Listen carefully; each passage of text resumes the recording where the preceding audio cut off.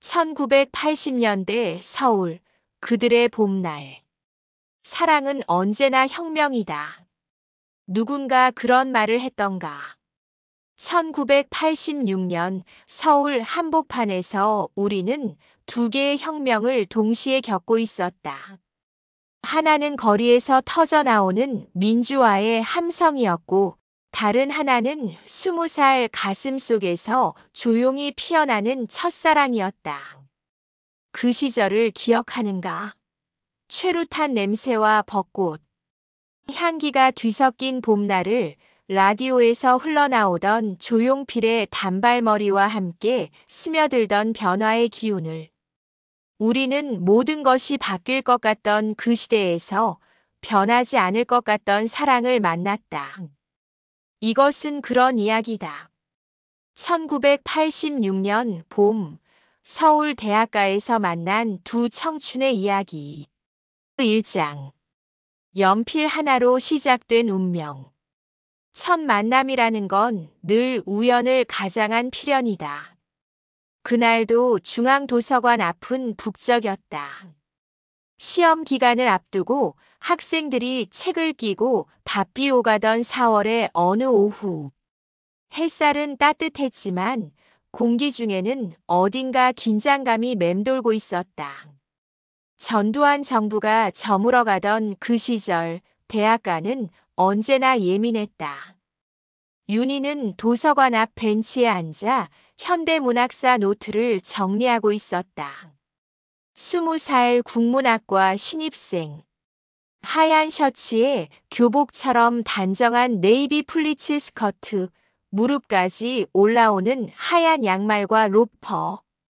그 시대 여대생들의 전형적인 차림새였지만 윤희에게는 어딘가 다른 구석이 있었다. 조용하고 차분했지만 눈빛만은 또렷했다. 늘 두꺼운 책을 끼고 다니는 그녀를 친구들은 책벌레라고 불렀지만 그녀는 개의치 않았다. 시와 소설 속에서 찾은 아름다운 문장들이 그녀의 세계 전부였으니까. 바로 그때였다. 끼익! 낡은 자전거 브레이크 소리와 함께 그녀 앞에 한 청년이 멈춰 섰다. 파란색 자전거 군데군데 녹이 슬었지만 정성스럽게 관리한 흔적이 보였다. 자전거에서 내린 청년은 잠시 숨을 고르더니 주머니에서 작은 라디오를 꺼내 소리를 줄였다. 단발머리가 어울리네요. 참 어울리네요. 조용필의 목소리가 작게 흘러나왔다. 1986년 그의 봄, 가장 인기 있던 노래였다. 청년은 그 멜로디에 맞춰 작게 흥얼거리며 미소를 지었다. 아, 죄송해요. 혹시 이거 떨어뜨린 거 아니에요? 그가 땅에서 주워든 것은 연필 한 자루. HB 연필이었다. 윤희가 가방을 뒤지며 확인해 보니 정말로 연필 한 자루가 없었다. 어머, 정말 제 거네요. 감사합니다. 윤희가 연필을 받으며 고개를 들었을 때 처음으로 그의 얼굴을 제대로 보았다. 훤칠한 키에 약간 곱슬한 머리, 남색 스웨터에 청바지. 새하얀 운동화는 나이키 코르테즈였다. 그 시절 대학생들 사이에서 가장 인기 있던 신발이었다. 국문학과시네요. 그가 윤희의 노트를 보며 눈을 반짝였다. 네, 맞아요. 저도 문학 좋아해요. 혹시 문학 동아리에 관심 있으세요?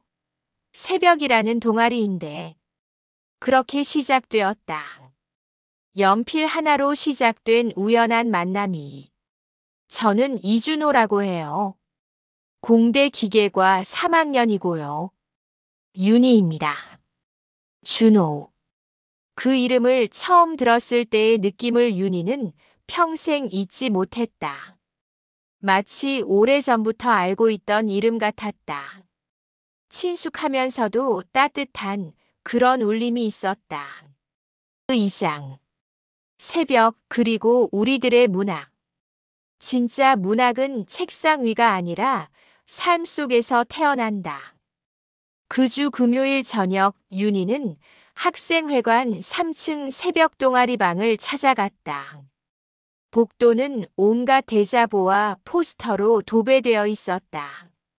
전두환 퇴진, 민주화 쟁취, 학원 자율화, 실현 같은 구호들 사이로 문화동아리 홍보 포스터들도 섞여 있었다. 동아리방 문을 열자 통기타 선율과 함께 따뜻한 목소리들이 들려왔다. 윤희 씨 왔네요. 여기 앉으세요. 준호가 반갑게 맞아주었다. 동그란 탁자 주위로 7명의 학생들이 둘러앉아 있었다. 벽에는 시집과 소설, 문학 잡지들이 빼곡했다. 창작과 비평, 문학과 지성, 현대문학 같은 잡지들과 함께 김수영, 이육사, 윤동주의 시집들이 보였다. 자, 소개할게요. 새로 들어온 윤희 씨예요. 국문과 1학년. 안녕하세요. 사람들이 따뜻하게 인사했다. 회장인 김민수 선배 철학과 4학년 부회장. 박소영 선배 영문과 3학년 그리고 같은 학년인 정연 이사학과와 미영이 불문과 등이 있었다. 오늘은 이육사 시인 작품을 읽어볼까 해요. 윤희 씨, 혹시 광야 읽어본 적 있어요? 민수 선배가 물었다. 네, 고등학교 때 배웠어요. 그럼 한번 낭독해 보시겠어요? 윤희는 잠시 망설이다가 시집을 받아들었다. 그리고 또렷한 목소리로 읽기 시작했다.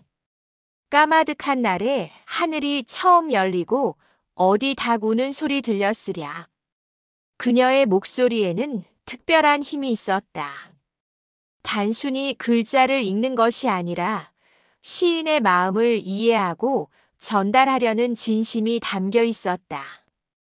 지금 눈날이고 매화 향기 홀로 아득하니 내 여기 가난한 노래의 씨를 뿌려라.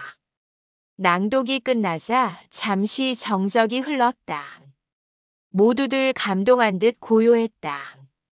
와, 정말 잘 읽으시네요. 준호가 진심으로 말했다. 이 시에서 광야는 뭘 의미할까요? 민수 선배가 토론을 시작했다. 절망적인 현실을 넘어선 희망의 공간이 아닐까요? 준호가 먼저 의견을 냈다. 시인이 살았던 일제강점기와 우리가 지금 겪고 있는 현실이 닮아 있어요. 매운 계절이라는 표현에서 그 아픔이 느껴져요. 윤희도 조심스럽게 의견을 보탰다. 처음이라 떨렸지만 문학에 대한 이야기만 나오면 자신도 모르게 말이 술술 나왔다. 그날 밤 모임이 끝나고 준호가 윤희를 기숙사까지 데려다 주었다. 캠퍼스는 가로등 불빛으로 은은하게 물들어 있었다. 오늘 어땠어요? 좋았어요. 다들 진지하면서도 자유로운 분위기라서. 다음 주에도 올 거죠? 네, 꼭요. 그렇게 윤희는 새벽에 정식 멤버가 되었다. 그리고 준호와의 만남은 더욱 잦아졌다. 3장. 명동 다방의 오후들. 사랑은 천천히 온다. 커피 한 잔 마시는 시간만큼 천천히. 1986년 봄, 명동은 서울의 심장이었다. 백화점과 극장, 그리고 수많은 다방들로 북적이는 거리. 그 중에서도 르네상스 다방은 대학생들 사이에서 유명했다. 2층에 있는 조용한 공간으로 창가 자리에 앉으면 명동 거리가 한눈에 내려다 보였다. 준호와 윤희는 어느새 그곳에 단골이 되었다. 믹스커피 2잔이요. 준호가 주문하면 아주머니는 익숙하다는 듯 미소를 지었다. 그 시절 다방의 믹스커피는 지금의 원두커피와는 다른 특별한 맛이 있었다. 달콤하고 진한, 그래서 더욱 기억에 남는 맛. 준호 씨는 왜 공대에 다니면서 문학을 좋아해요? 어느 날 윤희가 궁금하다는 듯 물었다. 글쎄요.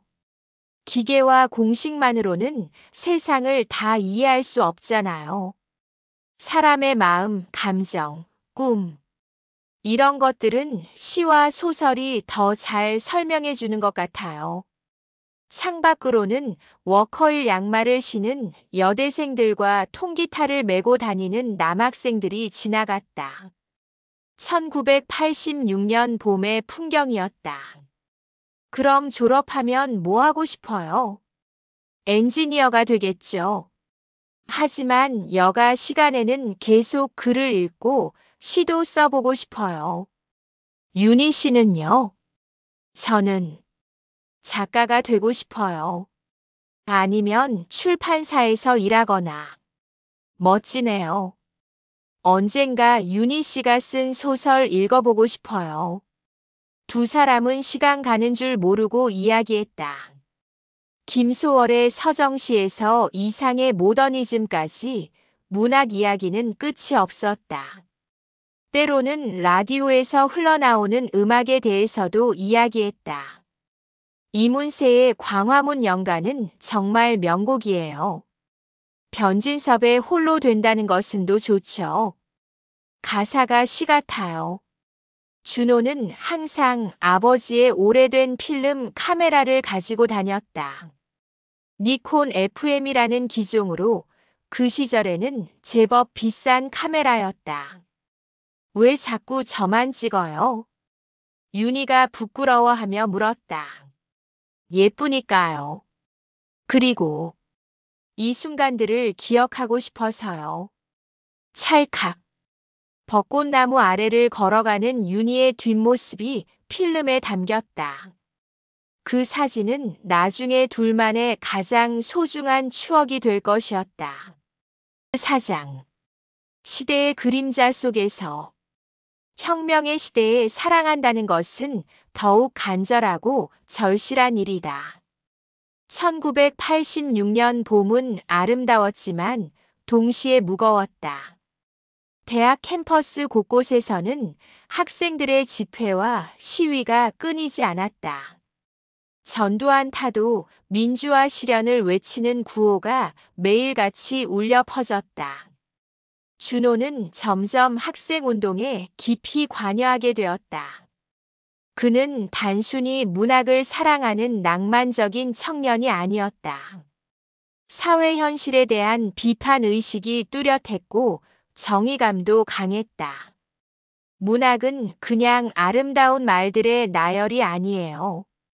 시대를 기록하고 사람들의 아픔을 대변하고 더 나은 세상을 꿈꾸게 하는 힘이 있어요. 동아리 모임에서 준호는 열정적으로 말했다. 윤동주도 이육사도 김수영도 모두 자신의 시대와 치열하게 대화했잖아요. 우리도 마찬가지예요. 지금 이 시대의 문제들에 대해 발언해야 해요. 어느 날 오후 학교 정문 앞에서 대규모 집회가 벌어졌다.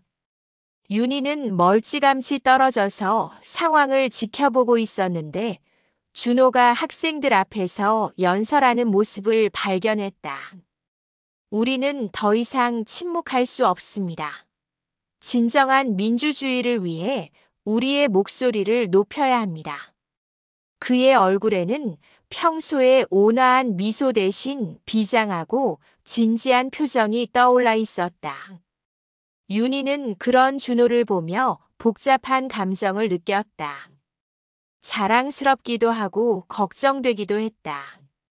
집회가 끝난 후 둘은 명동 다방에서 만났다. 무서웠어요. 윤희가 솔직하게 말했다. 저도 무서워요. 하지만 누군가는 말해야 하잖아요. 틀린 건 틀렸다고, 바뀌어야 할 건 바뀌어야 한다고. 준호의 손이 살짝 떨리고 있었다. 겉으로는 당당해 보였지만 그도 두려움을 느끼고 있었다.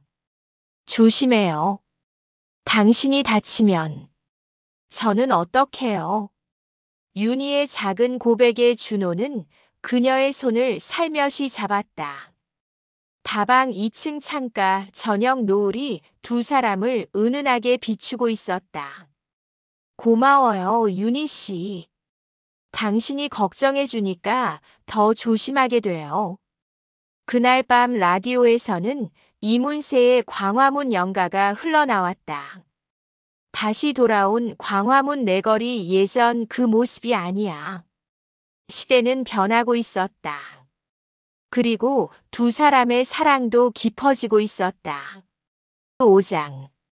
남산에서의 약속. 약속이란 미래를 향한 희망의 다른 이름이다.